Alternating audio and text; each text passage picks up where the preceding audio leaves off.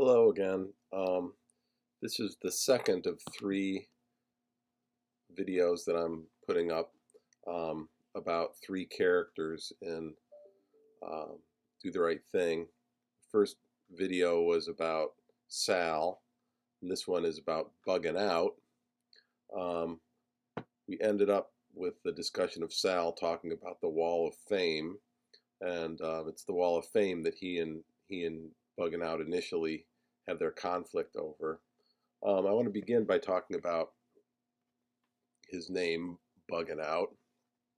It's obviously not the name his parents gave him. It's a nickname, and to bug out means to overreact to something. If somebody's bugging out, they're tripping and they're freaking out, something like that. And you can see why he might have that as a nickname, because he seems like he's somebody who has strong reactions to things.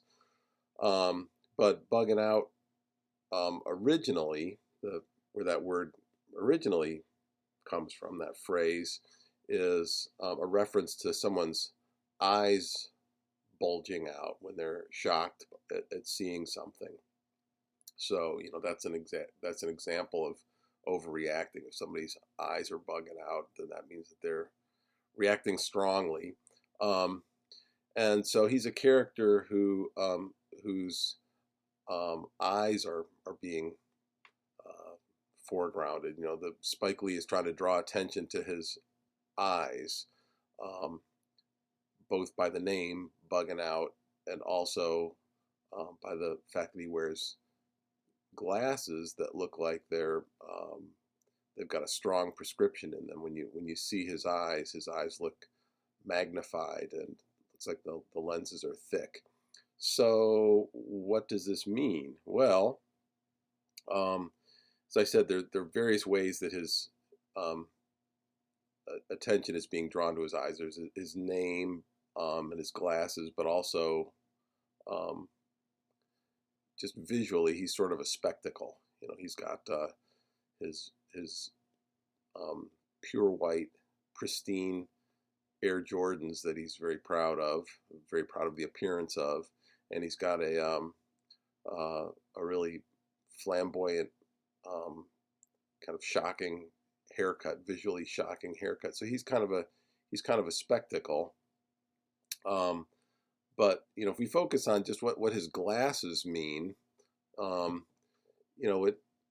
in movies and TV, characters who wear glasses, it's usually supposed to be a signal that they're smart somehow, in particular that they're scholarly or book smart, that they know things, and that seems to be the case with him. He's somebody who has a way of analyzing the situation that suggests he's educated. So that's one level of meaning, and another is that okay, there it is. He's book smart, right? Another level of meaning is that if you have glasses, that means that there's something wrong with your vision. That perhaps your vision is distorted. So it's possible that what he's seeing is somehow a distortion. If he sees a problem with Sal, maybe there's something wrong with his eyes, right? Or you could turn that around and say that someone with glasses is someone whose vision is corrected. Maybe he's the one character who can see things correctly, whereas others are seeing kind of a distorted picture of things. Sometimes we talk about people seeing things through a lens. Right? You have a particular theme or topic that you bring to your perceptions. For example, I'm an English teacher, and I often see things through the lens of language. I'm noticing words and how they are coming into play in any situation. And somebody who's concerned about the environment, so I see things through a lens of environmentalism, etc. We all do that. We all have kind of our pet themes, and they kind of direct our vision towards seeing things in a certain way. And I think that um, Bugging Out, the lens that he sees the world through is through a lens of racial injustice. He seems to notice that in every situation. You know, the situations that we walk through in our daily lives are complicated, but one way you can analyze many situations is by seeing how race is playing out, and I think that's how his mind works. He sees the world through that lens. So his pair of glasses is kind of a kind of represents a certain view of the world that he carries with him. One other way that we could see his glasses is that they're kind of like I said magnifying glasses there, but what I mean is magnifying lenses. Thick, those thick lenses that he has, they look like they're magnifying his eyes and distorting them in a little bit of a grotesque way. If we think of his glasses as magnifying lenses, then, well, what does that mean? That can mean one of two things again, that either he's seeing things that are real, but other people without those lenses can't see. You know, the racial injustice that he's seeing, it's real, it's there, but his education gave him access to, you know, gave him the ability to see things, to analyze a situation and see race where maybe others might not. So, you know, maybe his magnifying lens glasses mean that, or you could look at that same symbol and say that what he's doing is he's seeing something tiny as being much bigger than it really is. He's again bugging out. He's overreacting. He's seeing things as being much more important than they are. The wall of fame, you could say, it doesn't matter, right? Why are you making such a big deal about it that somebody ends up, you know, getting killed and the restaurant burns and people get in fights, and you're making too big of a deal out of it. On the other hand, though, again, as I said, a magnifying lens can show you something that is real and important, and just because it's small or not visible to the naked eye doesn't mean it's not important. You know, when magnifying lenses were first invented and people studied a drop of water, and they'd see little tiny animals swimming around, and it's single-celled organisms. That was a big surprise, but you know, as we now know, in the in the middle of a COVID-19 pandemic, things that you can't see can be pretty important, even if you can't see them, right? It takes some magnification to be able to see it. If we think about, okay, there we are, my full screen there. He sees what others can't possibly, or things look bigger than what they really are. I put the word ambiguity at the bottom. Ambiguity, again, meaning something that's sort of hard to determine one way or the other. What's going on with him? Is he seeing things in a distorted way, or is he seeing things more clearly than other people? And the movie isn't coming down on one side or the other of that. I think it's the point is that he's doing both, right? He's seeing things that other people can't, and to him, he perceives them as being important, even though it may not even seem noticeable to some people. So, you know, I have my screenplay here, which has page numbers on it, and your page numbers don't line up with these page numbers, but I'll give them to you anyway, in case you can locate the one, then you can tie that to the other page numbers. There's the scene where Buggin Out is somebody coming down the street with a bike steps on his new Air Jordans and smudges them, and you know, Buggin Out sees that as a race issue. And is it a race issue? There's a, you know, a white man steps on a black man's shoes. That doesn't mean that it's a race issue. But on page 167, Buggin Out says, "What do you want to live in a black neighborhood for?" So he's noticing the other person's race, and he's seeing that as part of the issue, right? And he goes on to say, he says, "What do you want to live in a black neighborhood for? Motherfuck gentrification." And that word gentrification, I've burned up my whiteboard here. I'm gonna have to erase it and get myself some room. Gentrification, what is he talking about there? That's probably a word you don't know, but again, it's a sign that he's a reader, and is thinking of things or analyzing things from an educated perspective. The word is gentrification, right? And he seems to be angry about gentrification. What is it? Well, gentrification is a term that's used to describe what happens in certain neighborhoods. You know, the history of it is inner city neighborhoods often have a lot of really nice buildings in them because they were built 100, 200 years ago when there was lots of stone and wood and cheap labor and everything. So we have these really, really old, nice old buildings, but they're often run down because they've been neglected.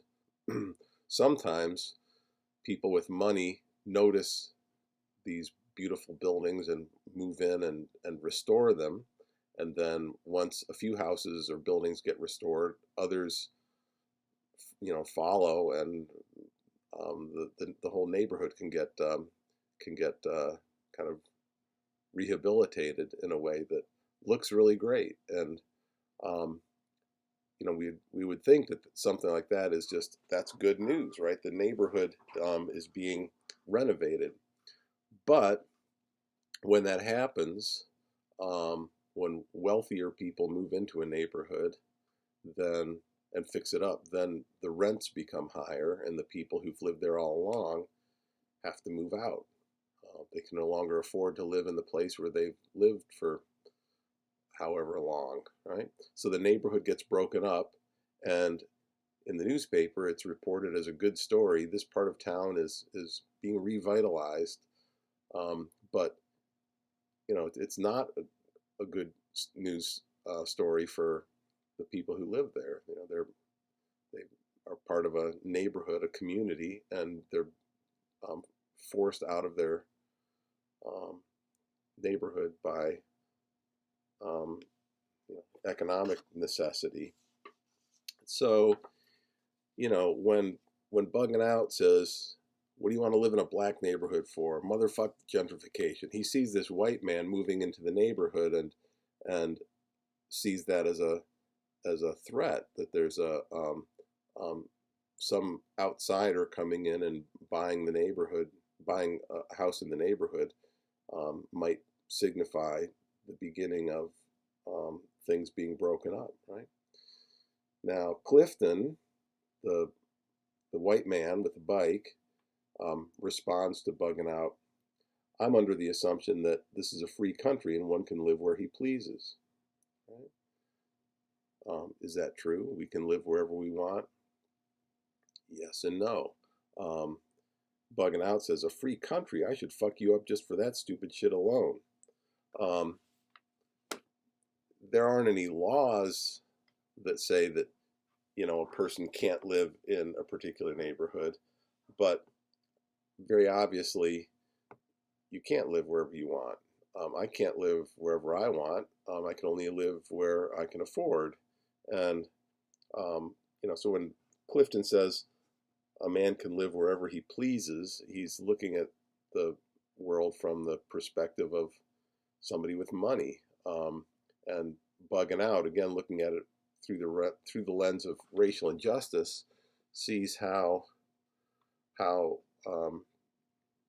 you know, this Clifton, this white yuppie who's come through his neighborhood, doesn't understand the limitations of the people who don't have money. Right? So, Bugging Out is somebody who, to come back to it again, is seeing the world through this lens of an educated person. He sees race issues where other people maybe don't, right?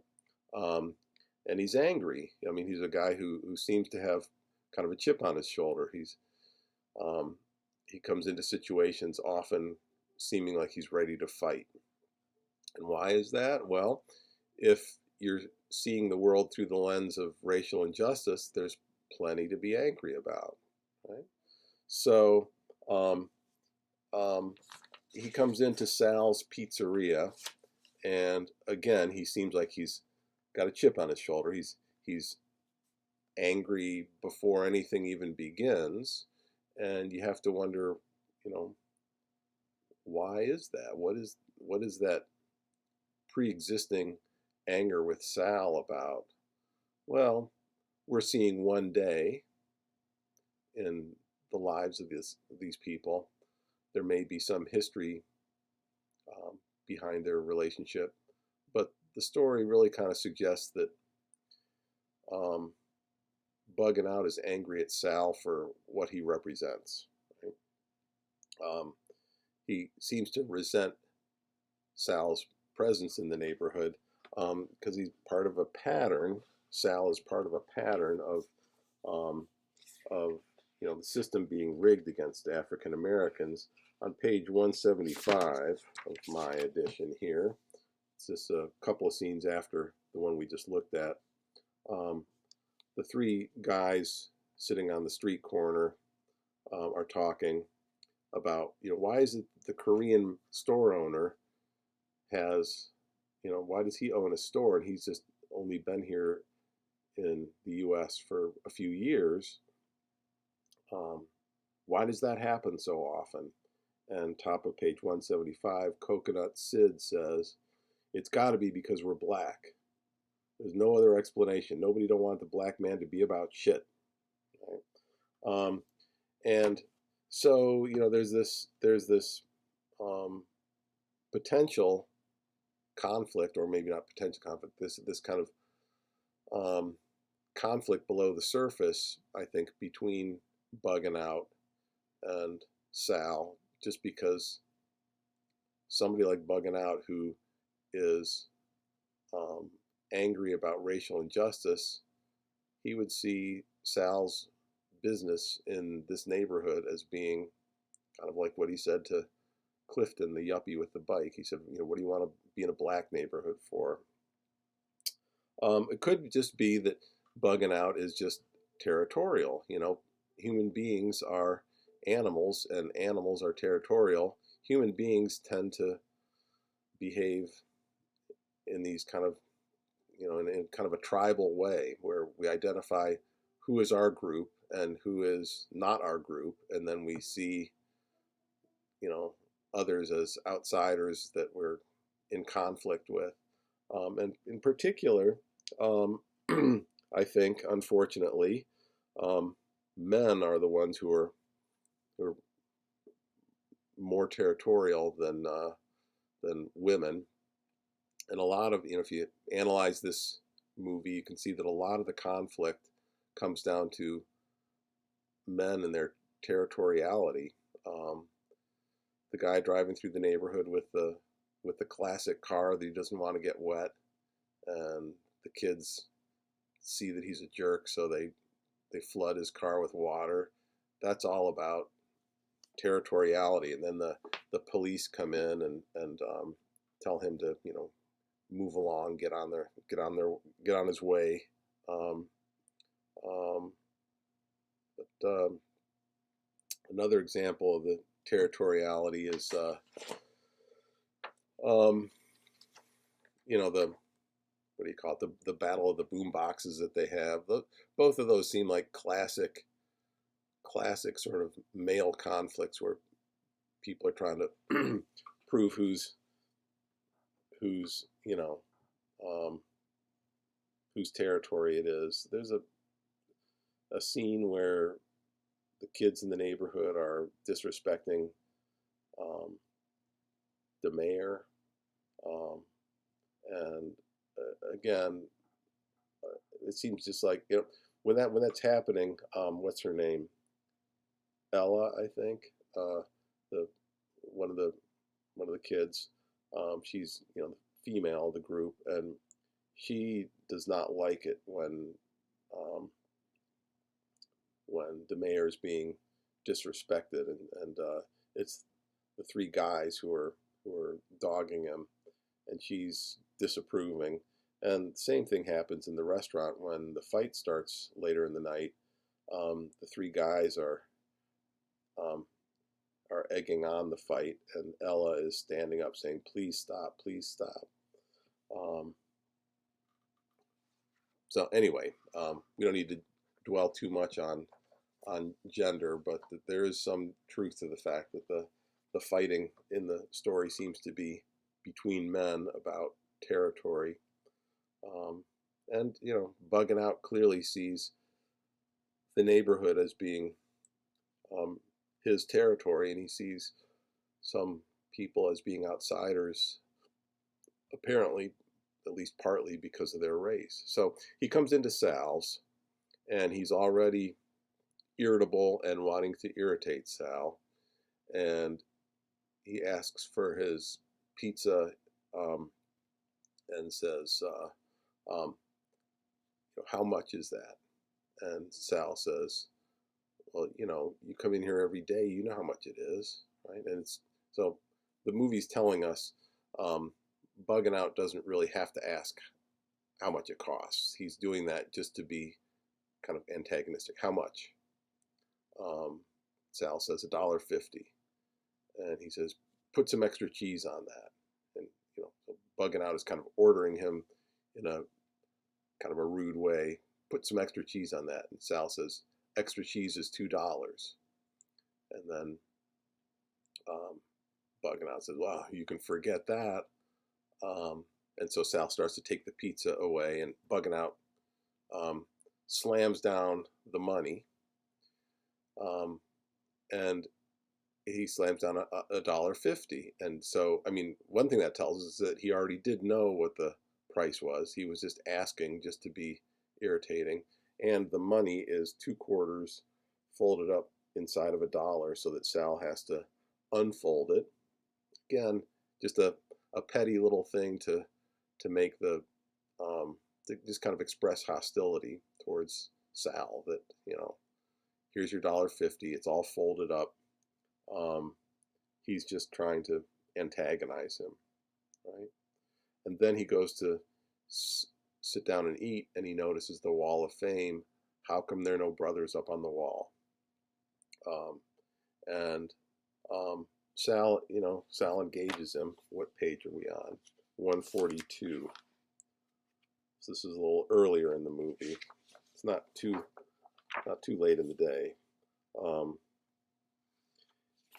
So when Buggin' Out notices, kind of, the movie kind of suggests that it's him noticing it for the first time. He's about to take a bite of his pizza, and he sees on the Wall of Fame, "Hey, everybody in here is Italian," right? He says, "How come there's no brothers on the wall?" And Sal says, "You know, get your own place." And Sal is coming back at him aggressively, because I think Buggin' Out came at him aggressively. If you see the world in conflict, often the world will react to you with conflict, right?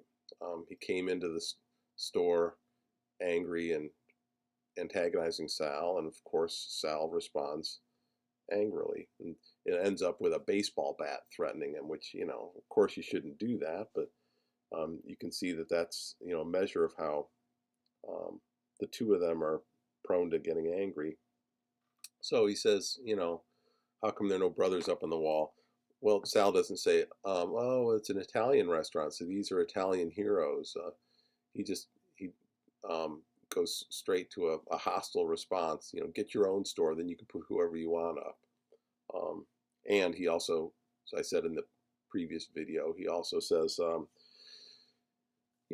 get your own restaurant, then you can have your brothers up on the wall and your sisters and your aunts and uncles and stepfathers and stepmothers, right? So he makes this kind of subtle, or maybe not so subtle, kind of racial insult out of it, which just accelerates the problem.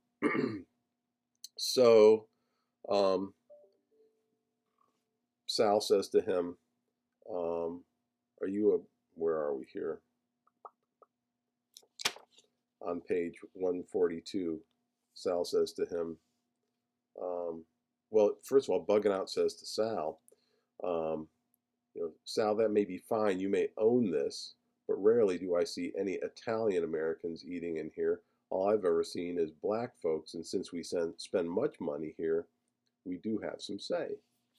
And then, if you remember, he takes the napkin and throws it on the floor, obviously, just kind of punctuating his annoying, trying to annoy Sal, right? By punctuating it with an annoying little gesture there. And Sal says, "Are you a troublemaker? Are you making trouble?" And Buggin Out says, "Yeah, I'm a troublemaker. I'm making trouble." Well, you could call him a troublemaker, and he's proud to own that name, right? He's making trouble, but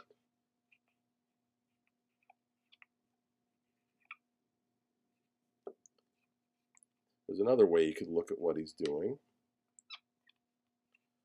Is he a troublemaker, or is he an activist? And those seem like two very different things, because we think of troublemakers as bad and activists as heroes. Activists are troublemakers, right? They make trouble in order to change things. Like Rosa Parks made trouble by refusing to go along with an unjust rule. And then the people who boycotted the buses, they made trouble. That's exactly what a boycott is supposed to do. It's supposed to, you understand how the boycott works. Anybody who disagrees with the rule that blacks have to give up their seat to white people on the bus, anybody who disagrees with that doesn't take the bus anymore. Well, then the bus doesn't get any money, and the bus system goes out of business. It's a way of showing the system that the system can't survive without people participating in it. And so, what Buggin Out is saying here is exactly right. He says, because we spend much money here, we do have some say. And, Sal is right that it's his restaurant, he can put up whatever he wants, but it's also true that if he ignores what his customers want, he goes out of business, right? So they're both right. Buggin Out is an activist. He wants, the boycott is a classic civil rights move or tactic, and he's trying to bring about change. Again, coming back to his glasses, he's seeing something that others apparently are not seeing. And is that because he's got corrected vision, that his educated perspective allows him to see the truth that other people don't see so clearly, or has his the lens that he's seeing the world through, the lens of racial injustice, has that led him to overreact to small things. Jade tells him when he asks Jade, "Will you join the boycott?" She says, "You know, you got to choose your battles. You got to pick what it is you're gonna, you know, you can't fight every little potential injustice that you see in the world. It's you got to put your energy towards more constructive things." I forget exactly what she says, but she's somebody who thinks that he's overreacting, but you know, there is a legitimacy to his perspective, and I always worry that students want to see him just as being, as Sal says, just a troublemaker, but he's somebody who's pointing out something real in the story. One other thing I want to point out, I think that Sal and Buggin Out actually see things in a similar way. If you look at the couple of different passages in the movie, and the one that I just looked at where Buggin Out says, because we spend much money here, we do have some say. He's pointing out that the business survives only if customers come in and spend money there. So in a way, the customers control the business. But then Sal says in another part of the movie, when he's talking to Pino in the middle of the afternoon when nobody else is there, he says, you know, Pino says, "Let's move out of here." And Sal says, "Do your friends put money in your pocket and food on your plate?" Sal's kind of implying that, you know, he's connected to the customer, to the people in the neighborhood. He depends on them. They're the ones who supply the money that he lives on. They're absolutely important to him. So I think that, you know, the two of them kind of recognize that in a way they're in it together. That, you know, nobody lives alone. Everybody is interconnected in society. And so this, you know, this idea that Sal owns the pizzeria and therefore controls it, that's how it seems, and that might be a person's first reaction, but you don't have to think very hard to recognize that, you know, Buggin Out's right, that this is really a shared place, this restaurant in this neighborhood. All right, so we have one more video which will be on Mookie, and I'll post that one a little bit later. See you then.